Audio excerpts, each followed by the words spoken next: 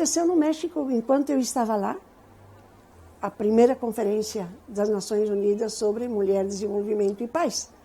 E aí eu fui com um grupo de mulheres bolivianas que estavam no exílio, e durante esse evento eu encontrei uma senhora que tinha sido levada através do Conselho Mundial das Igrejas para participar da tribuna, né? Ela tinha dado um depoimento para esta cineasta Helena Solberg, que é uma brasileira, né, que vive nos Estados Unidos. E aí eu fiquei muito impressionada com tudo que ela falou. E dentro desse contexto, eu disse para ela, se quiser, eu posso servir de intérprete, né? Vi todo mundo querendo entrevistar a partir das intervenções que ela fazia na tribuna, que eram intervenções curtas, de 2 minutos. E então nós combinamos, né? Ela aceitou que eu escrevesse o depoimento dela. Nós pensávamos, talvez um caderninho, né, que a gente pudesse, eu dizia para ela, passar para mulheres que vivem situações parecidas com a sua. Ela era uma dona de casa dos acampamentos mineiros de estanho da Bolívia, né?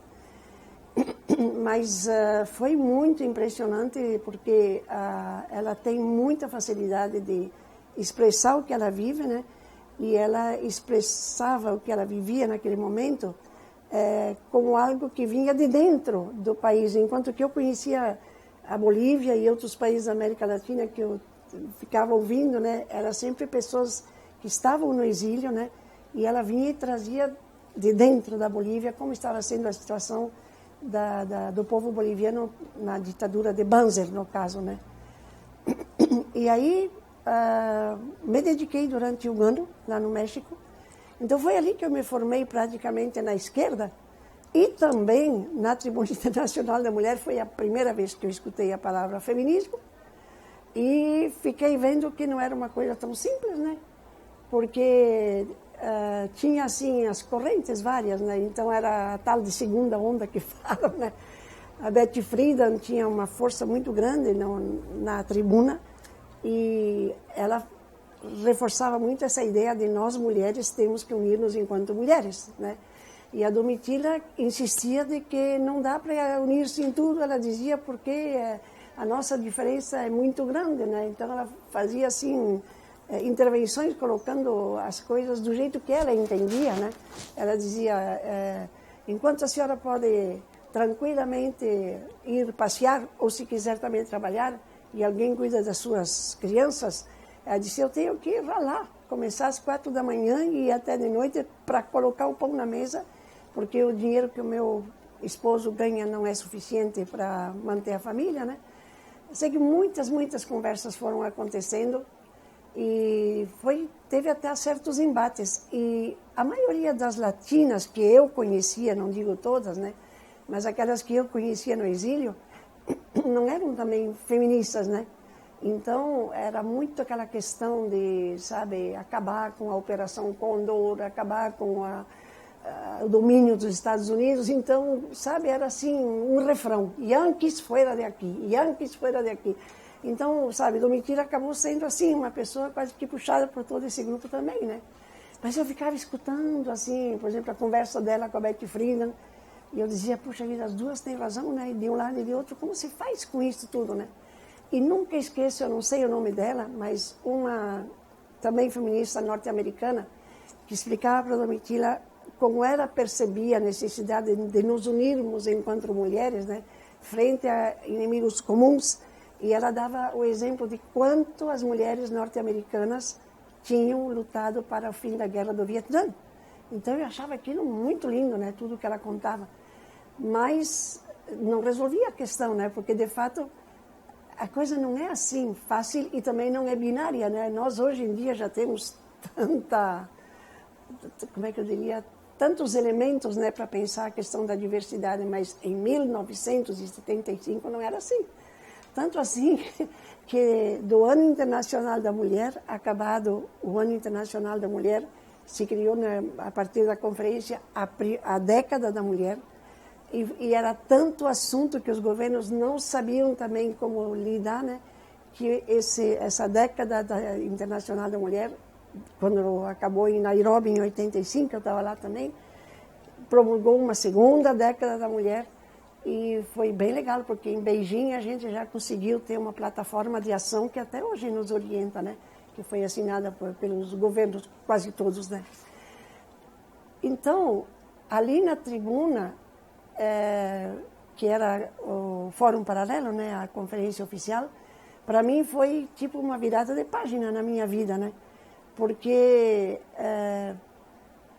logo depois eu comecei a ser convidada por vários grupos, né, que leram o livro e queriam saber por que eu tinha escrito aquilo, como é que tinha sido, né? E também tinha no México várias bolivianas, né, e também de outras nacionalidades e também mexicanas, que me convidaram para fazer uma reflexão a partir do que era naquele momento um grande debate, que era sobre a questão do valor do trabalho doméstico.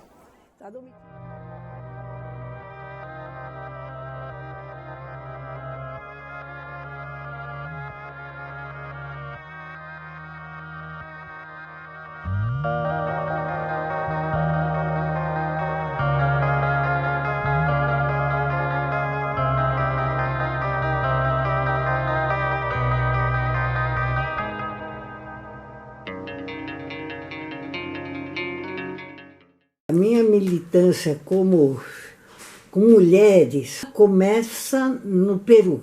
No Peru, nessa época, tinha uma única organização de mulheres que era ligada ao Partido Comunista Peruano. Mulheres de esquerda e tal, uma organização que promovia cursos de geração de renda. Tinha um trabalho com periferia, né?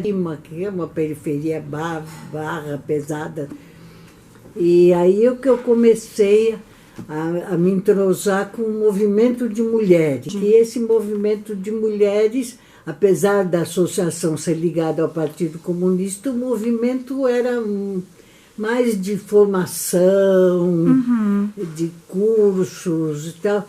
Não era especificamente uma formação política. Mas aí eu comecei a me interessar pela questão da mulher. E aí nessa época, que eu estava no Peru, acho que 72, 73, teve um congresso de mulheres no Peru, organizado pela FEDIM, a Federação Internacional de Mulheres, né?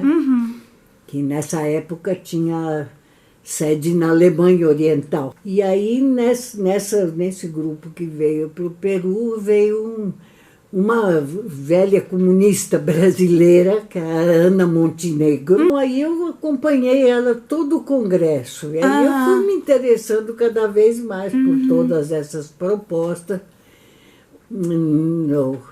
Esse grupo de mulheres dessa época ali no Peru não se dizia feminista, né? Era um grupo de mulheres comunistas, socialistas e tal. Mas aí eu comecei a me envolver com a questão da mulher, né? No Panamá também eu continuei, fui procurar uma associação.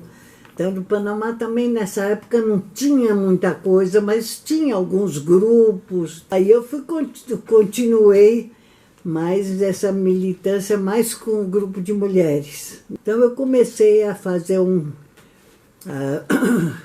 uns certos contatos na América Latina.